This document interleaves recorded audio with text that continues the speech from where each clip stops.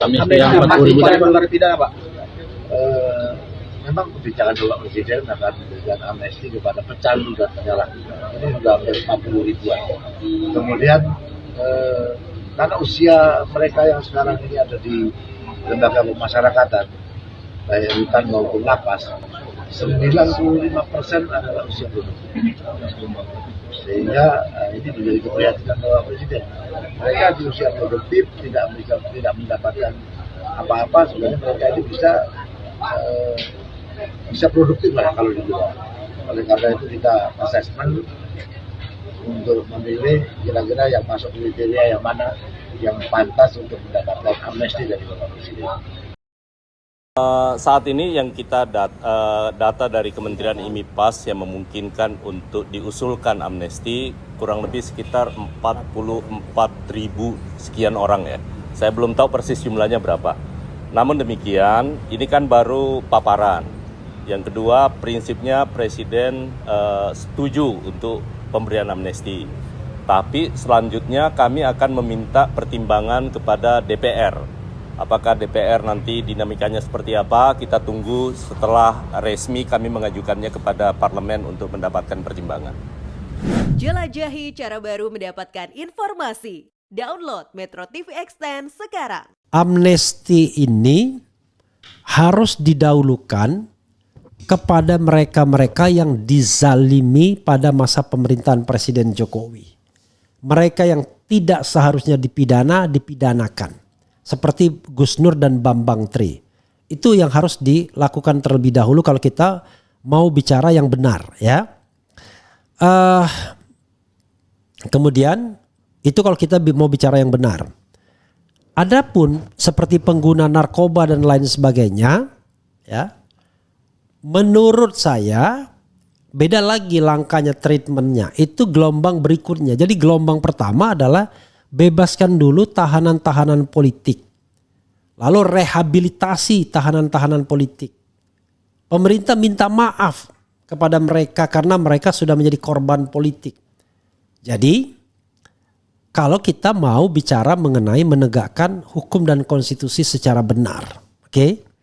Jadi yang masih dalam tahanan diberikan amnesti. Jadi saya memaknai amnesti itu adalah melepaskan dari segala tuntutan. Jadi dianggap tidak ada kasus pidananya, itu amnesti.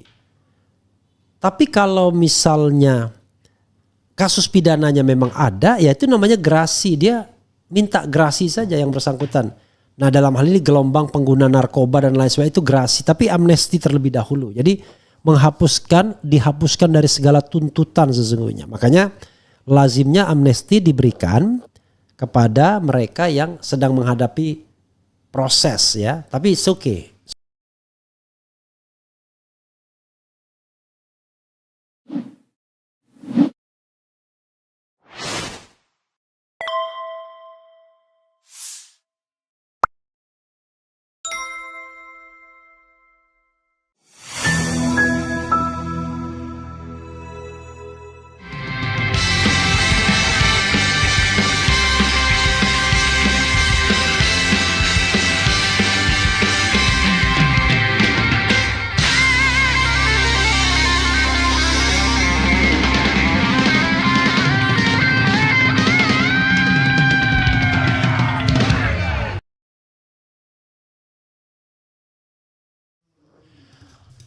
Assalamualaikum warahmatullahi wabarakatuh.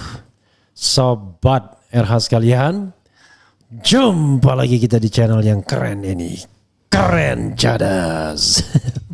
Ya sobat RH sekalian, ini ada hal yang menarik ya. Yaitu rencana Prabowo untuk memberikan pengampunan terhadap 44.000 narapidana. Keren Cadas ya. Sebagaimana saya katakan, yang baik dari pemerintahan ini kita dukung. Kita apresiasi. Jadi jangan merasa bahwa kita tidak pernah mendukung hal yang baik. Hal yang baik kita dukung. Memberantas korupsi kita dukung. Yang kita tidak dukung itu adalah abuse of power, melanggar undang-undang, menyalahgunakan jabatan, korupsi dan lain sebagainya. Mengangkat Mayor Teddy dengan melanggar undang-undang, itu tidak kita dukung. Ya, saya dukung. Tapi kalau membebaskan 44.000 napi, terutama napi yang terkait dengan masalah politik, saya dukung. Ya, langsung di garda terdepan. Mau melihat itu sebagai sebuah kebaikan Prabowo, saya dukung juga. Gak peduli kita, yang penting hal yang baik. Mau motivasinya untuk cari muka pada rakyat Indonesia, saya dukung. Ya. Nah, salah satu yang harus didukung untuk dibebaskan itu adalah 2 orang ini, Bambang Tri dan Gus Nur. Ini korban kezaliman rezim Jokowi. Kenapa? Bayangkan, 2 anak manusia ini tidak membuat kejahatan apapun. Bambang Tri membuat buku mengenai dugaan ijazah palsu Jokowi. Gus Nur mengundang Bambang Tri dan melakukan mubahala kepada Bambang Tri untuk memastikan Bambang Tri tidak bohong. Bayangkan, untuk menciptakan ketakutan pada pihak lainnya yang mempermasalahkan ijazah asli Jokowi, yang sampai sekarang kita tidak tahu ada atau tidak ijazah aslinya, Bambang Tri dan Gus Nur ini, bayangkan, dituntut dengan hukuman maksimal 10 tahun. Luar biasa zalimnya. Lalu kemudian divonis 6 tahun dan kemudian didiskon menjadi 4 tahun. Orang yang tidak bersalah apa-apa tiba-tiba kemudian dipenjarakan dan pengadilan semuanya bicara hal yang bohong semua rasanya. Jadi sahabat-saudara sekalian, sekali lagi ya, pengampunan itu tentu tidak boleh dikaitkan dengan pemutihan kasus-kasus seperti KM50, kasus Novel Baswedan, kasus Munir dan lain sebagainya. Nggak boleh diputihkan karena tidak boleh orang go unpunished, ya, tidak boleh orang tidak dihukum. Nah, salah satunya adalah aspirasi yang disampaikan oleh pengacara Bambang Tri ya dan Gus Nur Hosinuddin yang mengatakan bahwa salah satunya yang harus dibebaskan tentu saja adalah kedua orang tersebut ya. Menanti amnesti Prabowo Subianto untuk kebebasan Gus Nur dan Bambang Tri. Itu yang disampaikan Hosinuddin. Tetapi ada beberapa hal yang menarik untuk dibahas juga dan kita highlight ya. DPR anggap rencana pemberian amnesti 44.000 narapidana koreksi bagi penegakan hukum. Bayangkan betapa banyak penyimpangan.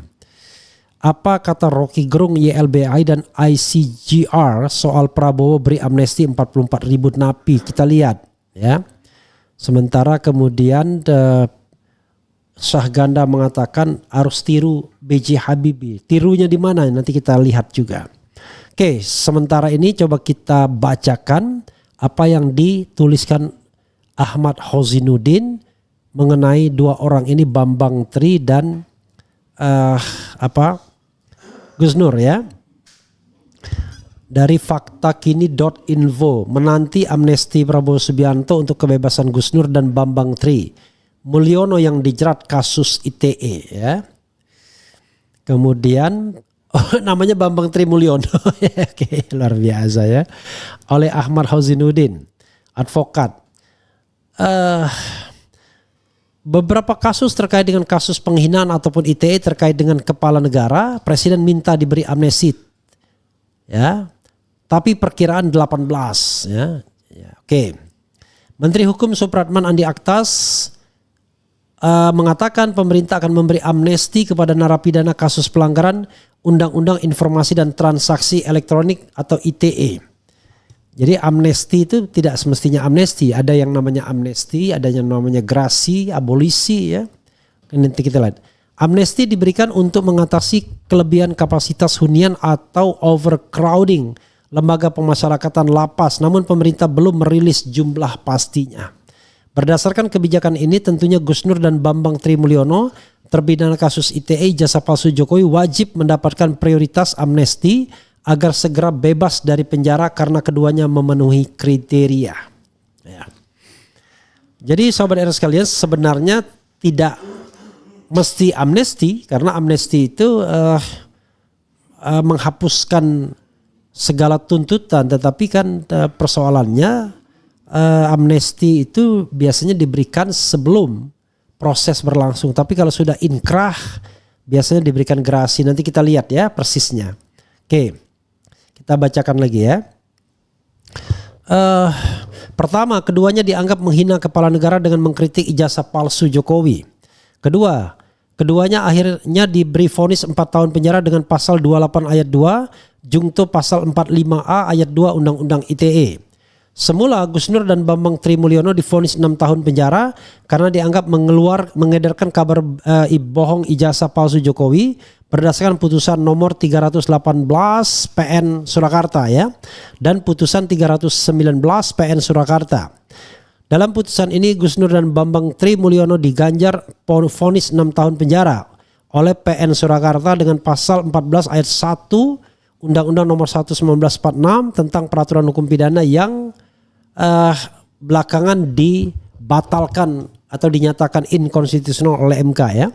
Lalu putusan tingkat pertama di Pengadilan Negeri Surakarta ini dibatalkan oleh Pengadilan Tinggi Semarang dengan putusan nomor 271 PT Semarang dan putusan nomor 278 PT Semarang. Vonis berdasarkan pasal kabar berita bohong dibatalkan, namun Gus Nur dan Bambang Tri divonis dengan pasal 28 ayat 2 jungto pasal 45A ayat Undang-Undang ITE karena dianggap menyebarkan kebencian dan permusuhan kepada Jokowi karena ijazah palsu berbasis SARA, suku, agama, ras dan antar golongan, dan diturunkan vonisnya menjadi 4 tahun penjara. Ini kan sontoloyo. Masa presiden SARA? Presiden itu bukan suku, bukan agama, bukan ras, bukan antar golongan. Presiden itu belongs to republic ya. Kemudian semoga janji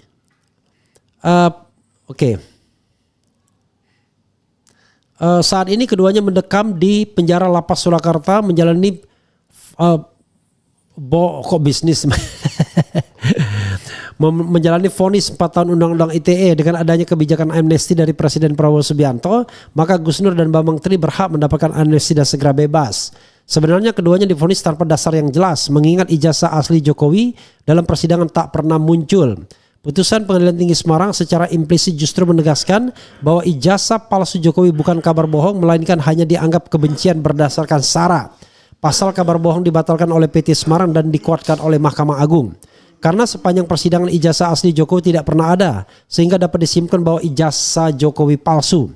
Semoga janji Presiden Prabowo untuk memberikan amnesti pada kasus kasus ITE dapat ditunaikan dan diberlakukan pula pada Gus Nur dan Bambang Tri. Selain keduanya, kira juga berharap agar seluruh narapidana ITE juga dibebaskan. Karena pasal pidana ITE pada era Jokowi hanya digunakan untuk membungkam kritik rakyat pada kekuasaan. Prabowo harus menghapus legasi kekuasaan represif Jokowi yang membungkam rakyatnya dengan perangkat hukum. Sebaliknya Prabowo harus mengembalikan hak konstitusi rakyat untuk mengkritik dan segera membebaskan seluruh narapidana politik, khususnya yang dijerat dengan Undang-Undang ITE. Amnesti NB amnesti adalah pengampunan atau penghapusan hukuman yang diberikan kepada sekelompok orang atau individu yang telah melakukan tindak pidana tertentu. Berbeda dengan gerasi yang harus diajukan permohonan, amnesti dapat diberikan tanpa pengajuan permohonan terlebih dahulu. Oke. Ya, sobat era sekalian, itu yang kita lihat ya. Dan amnesti itu biasanya sifatnya lebih politik. Dia menghapuskan proses ya, tapi biasanya di awal dia. Jadi amnesti itu biasanya di awal. Makanya dibedakan antara amnesti, gerasi dan abolisi. Jadi kalau menurut saya barangkali jauh lebih baik mereka itu mengajukan gerasi dan kemudian dicatat satu-satu kira-kira gerasinya itu apakah. Tetapi memang gerasi akan lebih ribet karena akan memakan waktu, prosedur yang panjang karena individual. Tapi amnesti kan tapi tetap saja kan harus dilampirkan siapa saja yang dibebaskan, kan tidak bisa kemudian. Ya oke, nanti kita lihat ke depannya ya sobat era sekalian. Apakah yang akan dikeluarkan amnesti, karena kalau menurut saya ya amnesti yang lebih benar rasanya. Gerasi untuk yang sudah inkrah. Kalau dalam proses abolisi yang belum amnesti. seperti ya, tapi bisa juga lah. Nanti kita lihat lah ya. Kita akan lihat sobat era sekalian. Begitu ya. Dan ada yang mengatakan apa kata selain Bambang Tri tadi, secara umum sebaiknya seperti apa? Coba kita lihat ya. Kita lihat bagaimana pandangan dari yang saya tadi sebutkan ya, ICGR dan lain sebagainya ya, Rocky Gerung dan lain sebagainya. Coba kita lihat, kita bacakan juga, ini menarik untuk kita lihat ya. Oke, mudah-mudahan soal seperti ini menarik juga bagi sobat era sekalian, karena ini strategis bagi Republik ya. Kalau misalnya Prabowo tidak alergi dengan kritik, maka aman kita bisa mengkritik. Tapi kalau dia alergi dengan kritik, nah ini bahaya. Bayangkan, ini gara-gara ada yang dulu namanya organisasi cyber apa, kerjanya ngaduin orang untuk dipenjarakan. Harusnya dia yang dipermasalahkan ya. Orang seperti itu yang merusak demokrasi sesungguhnya ya.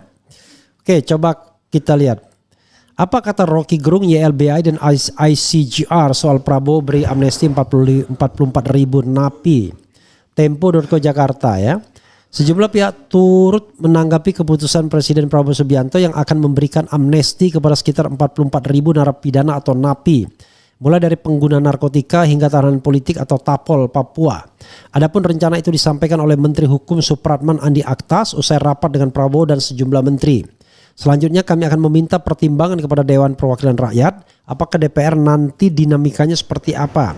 Kita tunggu setelah resmi kami mengajukannya kepada parlemen untuk mendapatkan pertimbangan, ujar Supratman saat memberikan keterangan pers di Istana Kepresidenan Jakarta Jumat 13 Desember 2024. Berikut sederet tanggapan para pihak ihwal Prabowo beri amnesti 44.000 napi.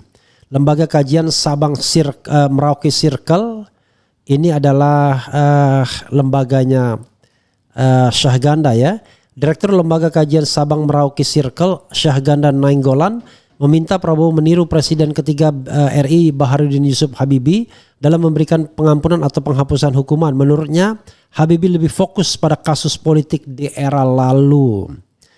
Habibie saat itu menggunakan hak amnesti kepada kelompok politik yang dipenjara Soeharto seperti Sri Bintang Pamungkas, Sanana Gusmao, Budiman Sujatmiko, Tim SAR Zubil dan ratusan tahanan politik lainnya, ujar Syahganda dalam keterangannya. Pihaknya juga menyayangkan Menhum yang lebih berorientasi dan fokus pada tahanan kriminal yang merupakan sampah masyarakat. Menurut dia, hak amnesti, abolisi dan grasi yang dimiliki Presiden harus diutamakan untuk kebutuhan menegakkan demokrasi dan HAM ya, termasuk rehabilitasi ya. Syahganda yang juga menjadi koordinator persaudaraan tahanan politik Tapol Napol era Presiden ke-7 RI Joko Widodo atau Jokowi ini meminta agar Prabowo memberikan abolisi atau amnesti kepada semua tahanan politik yang terjadi selama era Jokowi, baik yang masih di penjara seperti Gus Nur dalam kasus ijazah palsu maupun yang telah keluar penjara. Sebagian besar mereka merupakan pendukung garis keras Prabowo di era penangkapan itu, seperti Maijen Purnawirawan Sunarko, Laksamana Madya Purnawirawan Soni, Zainuddin Arsyad dan Eko Suryo Sancoyo. Sepantasnya lah Prabowo memprioritaskan urusan kasus politik bukan kriminal, ucapnya. Oke ya, itu kalau amnesti itu menghapuskan segala tuntutan ya. Walaupun yang sudah inkrah itu, jadi hapus. Dan itu lebih cocok untuk tahanan politik sesungguhnya. 2. Institute for Criminal Justice Reform ICGR. Deputi Direktur Institute for Criminal Justice Reform ICGR Maidina Rahmawati mendesak pemerintah untuk tetap transparan dan akuntabel ketika memberikan amnesti kepada 44.000 napi. Maidina menyebut transparansi diperlukan supaya publik tetap bisa mengkritisi langkah pemberian amnesti itu. ICGR pada dasarnya menyepakati segala langkah yang dilakukan atas dari kemanusiaan dan hak asasi manusia. Apalagi yang ditujukan untuk mengakhiri kriminalisasi pengguna narkotika untuk kepentingan pribadi, ujar Maidina. Maidina mengatakan teknis pemberian amnesti kudu dirumuskan Kok kudu sih? Dalam peraturan untuk menjamin standarisasi pelaksanaan penilaian dan pemberian amnesti sampai dengan diusulkan ke Presiden dan dipertimbangkan oleh DPR. Selain itu penilaian juga harus berbasiskan hasil pembinaan yang memperhatikan aspek psikososial dan kesehatan. Oke, nanti sikap saya ya. Yayasan Lembaga Bantuan Hukum Indonesia YLBHI. Yayasan Lembaga Bantuan Hukum Indonesia YLBHI menilai rencana pemberian amnesti untuk sekitar 44.000 narapidana harus diawasi dengan seksama. Ketua YLBHI Muhammad Isnur mengatakan proses pemberian amnesti harus dilakukan dengan indikator yang jelas. Kemudian target tujuan yang kira-kira terukur gitu. Dan sesuai dengan tujuan kemanusiaan dan keadilan. Karena apa? Karena kita khawatir ya ada kira-kira duga-dugaan atau upaya konflik of interest di dalam pemerintah amnesti ini, ujar Isnur ya. Pengamat politik Rocky Gerung menyebut langkah amnesti terhadap 44.000 napi merupakan bagian dari upaya Prabowo untuk membuka ruang demokrasi yang lebih luas dengan menghapus kebijakan represif dari era pemerintahan sebelumnya. Ini adalah kesempatan bagi Prabowo untuk menunjukkan bahwa pemerintahan barunya tidak akan mengulang kesalahan dalam merespons kritik politik, kata Rocky dalam video di kanal YouTube. Menurut Rocky, amnesti bukan hanya ihwal pembebasan tahanan, tetapi juga tentang merevisi kebijakan yang membatasi kebebasan berpendapat, seperti Undang-Undang ITE. Sekalian tuh dicabut tuh Undang-Undang ITE ya, yang pasal-pasal pemidanaan untuk orang-orang politik itu. Rocky menilai bahwa amnesti yang diberikan kepada mereka yang terjerat kritik terhadap pemerintah adalah langkah simbolik dalam menegakkan kebebasan sipil. Ini adalah langkah awal untuk memastikan bahwa perbedaan pendapat dapat disuarakan tanpa ketakutan akan tindakan represif. Kita melihatnya sebagai bagian dari reformasi besar yang diinginkan banyak pihak, kata Rocky. Oke, ya. Pakar hukum pidana menanggapi keputusan Prabowo, pakar hukum pidana Universitas Trisakti Abdul Fikar Hajar menilai terminologi amnesti seharusnya diterapkan kepada mereka yang melakukan tindak pidana secara politis atau memiliki ideologi yang bertentangan dengan pemerintah. Artinya tidak sembarang napi bisa diamnesti. Karena pertimbangannya tidak ideologis ya, maka tentu saja amnesti ini harus diberikan pada mereka-mereka yang hukumannya ringan, kata Fikar Ahad lalu. Beda lagi. 6. Pimpinan Pusat Gerakan Pemuda Al-Wasliyah PPGPA.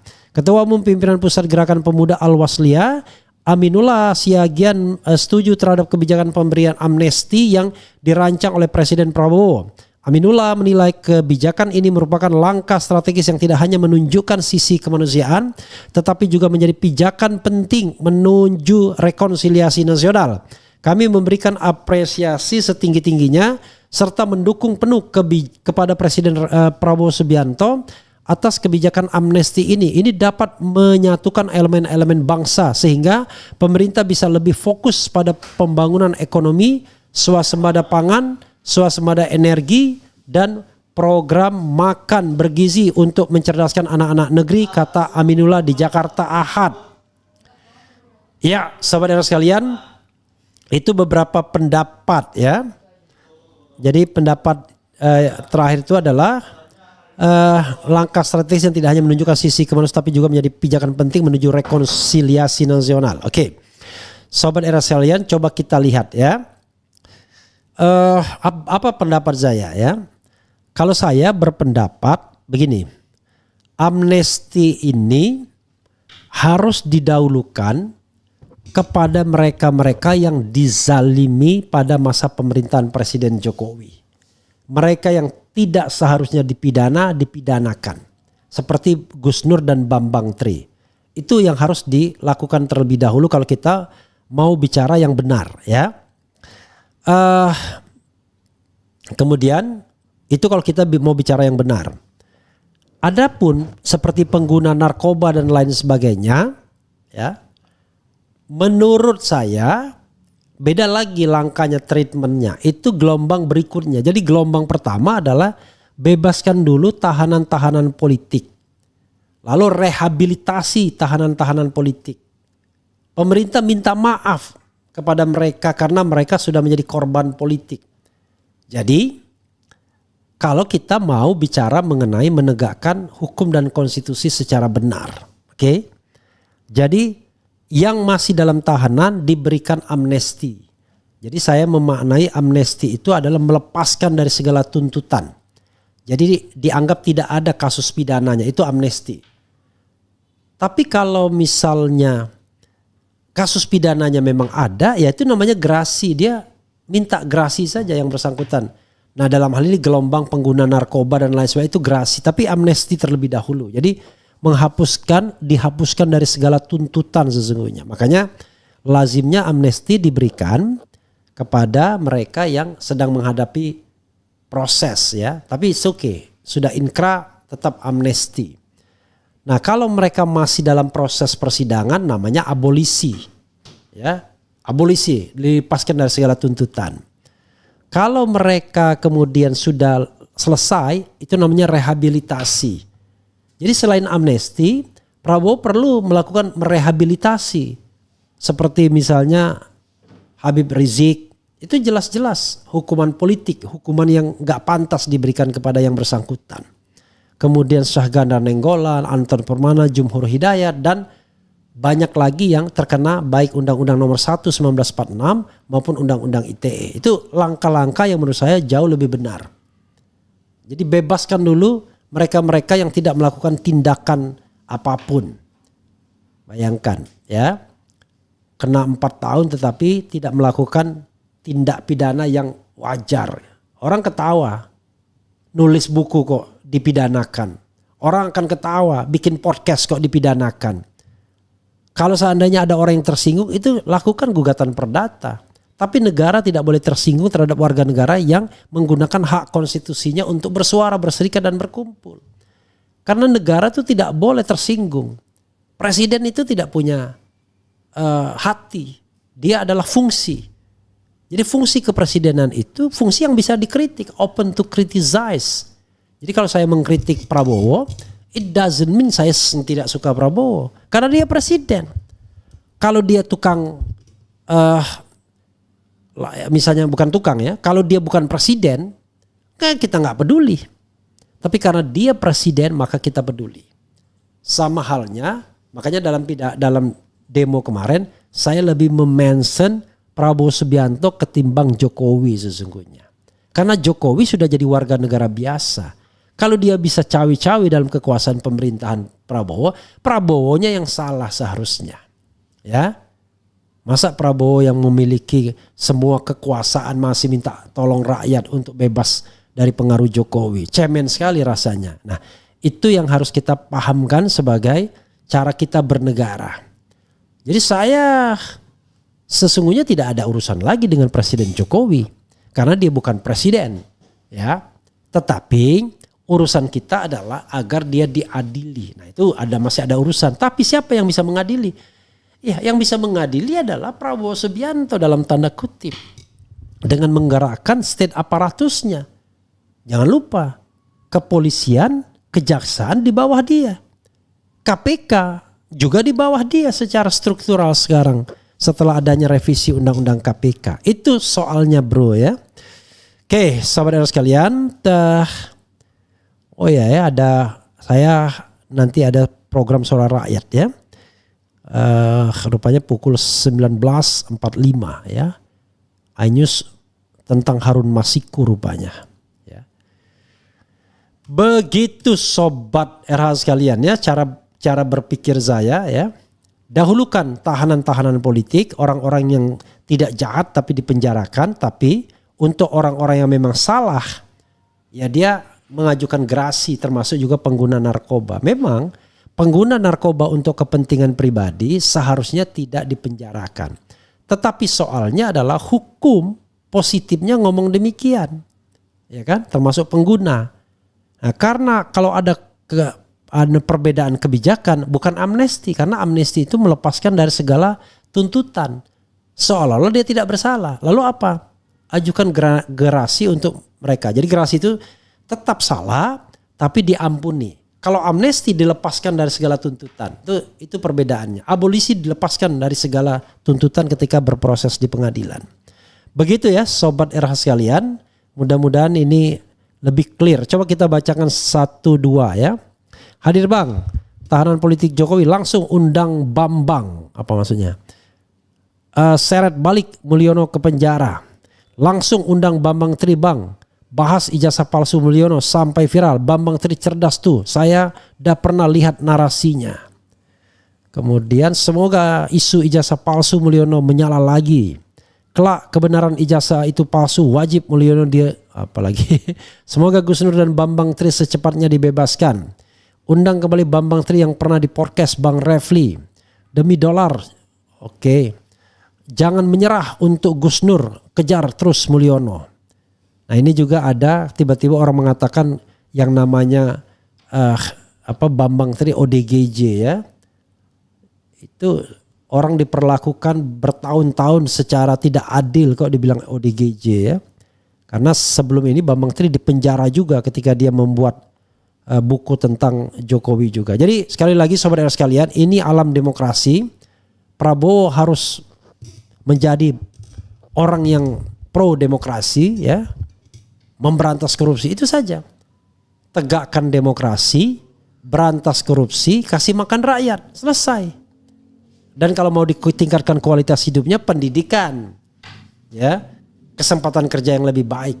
Tapi from the beginning, at the first place, paling tidak, hal yang pertama dilakukan adalah tadi kasih makan rakyat. Kasih makan itu artinya rakyat jangan dibiarkan kelaparan. Kemudian tumbuh kembangkan demokrasi, ya kan? Kemudian berantas korupsi. Itu more than enough ya. Prabowo akan dikenang sebagai presiden terbaik sepanjang masa kalau dia melakukan itu. Dia tumbuh kembangkan demokrasi dan dia berantas korupsi. Kalau sekarang saya masih pesimistis karena masih banyak koruptor yang berada di sekelilingnya. Dan sekarang kalau tidak hati-hati, Partai Prabowo Gerindra tidak menjadi partai pembeda tapi partai yang sama. Yaitu pencari rente politik. Hati-hati. Jangan sampai menjadi pencari rente politik. Kalau ya barangkali ada baiknya juga ada laporan harta kekayaan tiap tahun elit-elit partai tersebut atau elit-elit negara tersebut. Begitu sobat era sekalian ya. Mudah-mudahan bermanfaat dan kita akan lanjutkan tapi nanti ya setelah saya ke iNews ternyata ada kegiatan di iNews. Mudah-mudahan ini hal yang baik. Wassalamualaikum warahmatullahi wabarakatuh. Keren cadas. Ciao.